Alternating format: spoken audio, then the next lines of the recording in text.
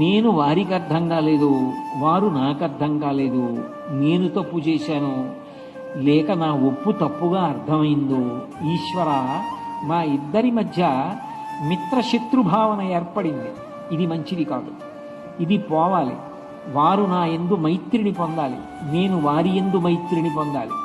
ఇద్దరం కలిసి చెయ్యి పట్టుకుని ప్రస్థానం చెయ్యాలి, నీ సేవలో తరించాలి, తప్ప వైరం వద్దు అని అవతల వారి హితాన్ని కోరిన వాడెవడున్నాడో ఆ ఓర్పు గొప్పది. ఆ ఓర్పు లేకపోతే లోకం ఎక్కడ నిలబడుతుంది?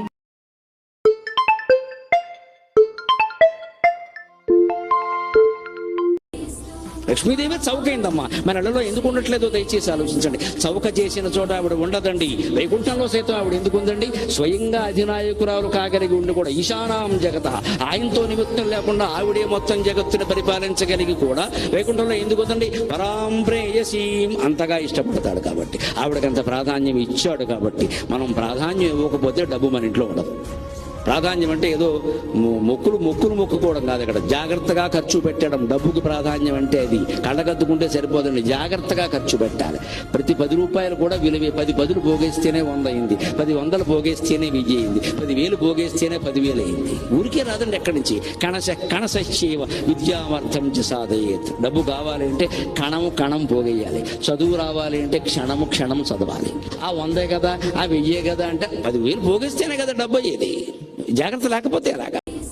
లక్ష్మీదేవి చౌకైందమ్మా, మన ఇళ్లలో ఎందుకు ఉండట్లేదో దయచేసి ఆలోచించండి. చౌక చేసిన చోట ఆవిడ ఉండదండి. వైకుంఠంలో సైతం ఆవిడ ఎందుకు ఉందండి? స్వయంగా అధినాయకురాలు కాగలిగి ఉండి కూడా ఈశానాం జగత, ఆయనతో నిమిత్తం లేకుండా ఆవిడే మొత్తం జగత్తుని పరిపాలించగలిగి కూడా వైకుంఠంలో ఎందుకు ఉందండి? పరాం ప్రేయసీం, అంతగా ఇష్టపడతాడు కాబట్టి, ఆవిడకంత ప్రాధాన్యం ఇచ్చాడు కాబట్టి. మనం ప్రాధాన్యం ఇవ్వకపోతే డబ్బు మన ఇంట్లో ఉండదు. ప్రాధాన్యం అంటే ఏదో మొక్కులు మొక్కుకోవడం కాదు, ఇక్కడ జాగ్రత్తగా ఖర్చు పెట్టడం. డబ్బుకి ప్రాధాన్యం అంటే అది కళ్ళగద్దుకుంటే సరిపోదండి, జాగ్రత్తగా ఖర్చు పెట్టాలి. ప్రతి 10 రూపాయలు కూడా విలువే. 10 పదులు పోగేస్తేనే 100 అయింది, 10 వందలు పోగేస్తేనే 1000 అయింది, 10,000 పోగేస్తేనే 10,000 అయింది. ఊరికే రాదండి ఎక్కడి నుంచి.